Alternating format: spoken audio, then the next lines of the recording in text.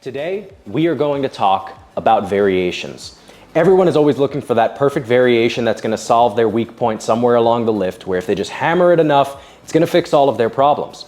But one of the things that we've learned about weak points and positioning, especially within the context of the deadlift, is that if we have an issue somewhere in the middle of the lift or at lockout, it's likely a symptom of a problem in our starting position. So today's variation is going to target just that. We are going to talk about my favorite and probably the most versatile variation for a deadlift, which is the paused deadlift. Now, if you're new to the channel, my name is Sean Noriega. I'm a competitive powerlifter and coach of over a decade. I've deadlifted over 750 pounds at a body weight of 183 pounds, and I've coached several 700 and 800 plus pound deadlifters. So I'm going to tackle this from a few angles today. First, I'm going to talk about what the paused deadlift actually can accomplish, the duration for which we should pause a deadlift and why we would choose between these, the location at which we can pause our deadlift, and then practically how to implement it into our training. So without further ado, let's get into it. So the first variation of the pause deadlift that we are going to talk about is the 1 count pause deadlift just after you break the floor. Now, the demographic that I'm going to program this for is primarily a sumo deadlifter, and this is probably the variation that I use the most. Now, when you think about a pause deadlift, you're typically thinking of it as this position builder or maintainer, in that when you have to pause after breaking the floor, you're required to, or will be punished if you do not, hold the positioning that you had just before trying to produce force. And every pause deadlift is going to cultivate this. But I think the biggest reason to program this variation actually has to do with the rate at which you produce force. Let me give an analogy here.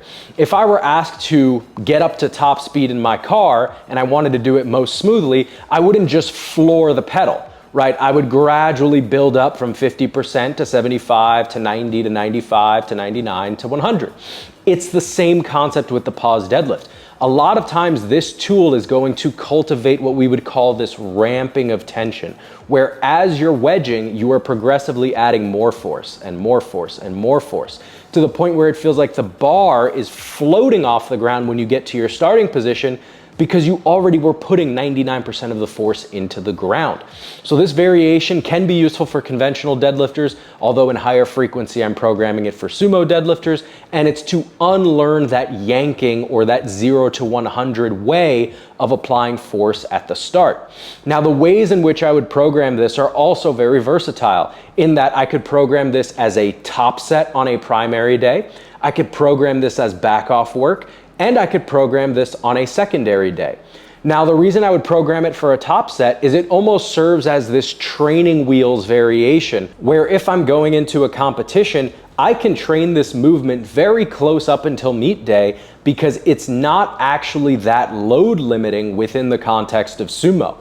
And in fact, probably will have pulling your competition style feeling much easier because you've carried over that habit of ramping tension. This movement also can serve as the back off work variation, because it's also, like I said, not very load limiting. A lot of times it can be done in the middle to upper rep ranges. So even if you were doing sets of 5, 6, 7, 8, you can still do this movement.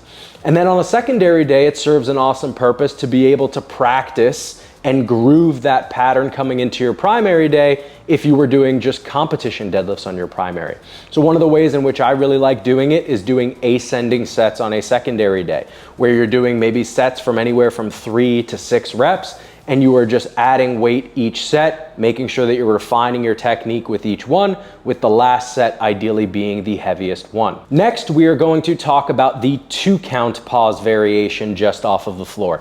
And this is going to serve a similar purpose in that it also is going to cultivate good wedging habits, but it also has this secondary purpose, where I have lifters who will ramp tension well, but still lose their forefoot. They shift back to their heels after breaking the floor. So if you have to pause for an extended period of time, what this cultivates is that compression, that pronation, and that forward knee travel and maintenance that we talked about in previous videos. and allows you to feel your quads for longer.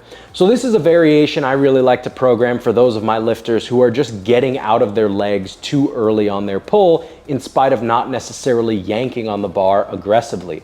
And I often find that the best slot for this is actually done fairly heavy.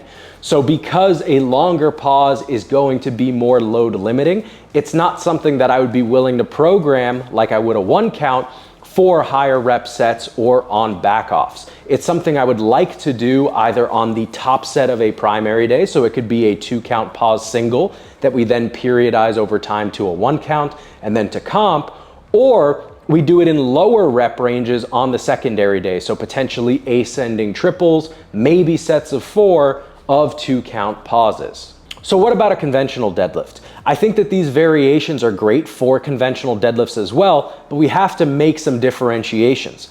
The first is that the pause deadlift will be more load limiting for a conventional deadlifter than for a sumo deadlifter. So if we were talking about carrying a 1 count pause deadlift through most of a meet prep for a sumo deadlifter, we probably wouldn't want to do that, at least not for a primary day top set for a conventional deadlifter. The other thing to consider is that for a conventional deadlifter, the use case is those lifters who tend to lose their shoulder positioning over the bar. So you get a lot of lifters who really try to stand up quickly, right? They're trying to open up that wedge too early and just stand tall, whereas when you stay over the bar with your shoulders for longer and then snap that hinge close as the bar gets closer to the knees, that's what we're looking for. So if you're running into this problem as a conventional deadlifter, this will be very useful for you.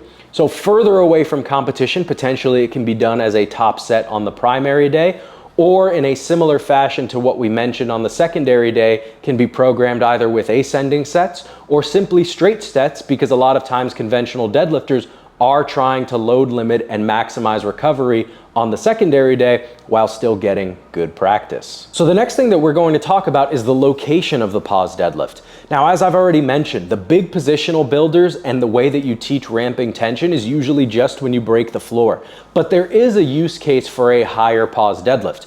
Now, I'm not going to be the type of coach that's going to program excessively high pause deadlifts, but I will program it somewhere around the mid or upper shin for some lifters. And the use case for this is going to be when lifters have an issue with locking their knees to create space for hip extension. So while it may sound weird, we're actually trying to teach a more segmented lockout at this point, because there are going to be lifters who are late to lock their knees on a deadlift. And if the bar is passing the knees while they are still soft, we are not going to have good leverage for hip extension. Once we get to that 95+% range, you're gonna see a ton of lifters have difficulty locking out their pulls. So if we can teach them to snap those knees and then swing the torso like a pendulum behind the bar after it passes the knees, they're gonna be in business. So the pause deadlift higher up teaches the lifter to feel heavy in the quads, and immediately following that, create extension. And the great thing is, around that position, you have a lot of leverage to create that knee extension. So it's going to be a very powerful tool to teach that when just general cueing or instruction fails. Now, the ways in which we can program this are versatile as well, in that it can be done as a primary day top set variation. It's not necessarily something I would do on back off work on the primary, unless I was doing sub-maximal technique work only on the primary back off sets.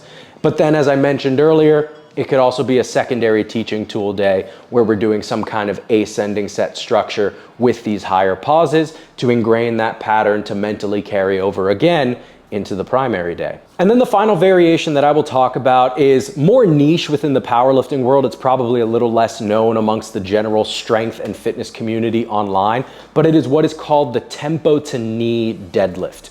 Now, this is a variation that you could probably look at a lot of people doing quote unquote pause deadlifts and say that this is really all they're doing. It's almost like a rolling stop. And in the cases where I program a 1 count pause deadlift for lifters off the floor, the duration doesn't really matter that much to me. I don't care to truly see the bar motionless if it's accomplishing that goal of teaching that ramping of tension. So along that same vein, the tempo to knee serves the same purpose, because if we have to tempo through that initial start, we're not able to just yank and go from 0 to 100. Now, inherently, as you can imagine, this is going to be a load limiting variation because having to slow yourself down requires a lot of energy expenditure. So it's not something that we're going to program super heavy, but it's going to be a movement that we use as a teaching tool. So it wouldn't necessarily be, hey, you're doing a tempo to knee top single, but it might be something that you're doing for some challenging sets in the lower rep ranges that you may take to a high RPE by virtue of it being a hard movement, but not necessarily able to load it up with something absolutely heavy.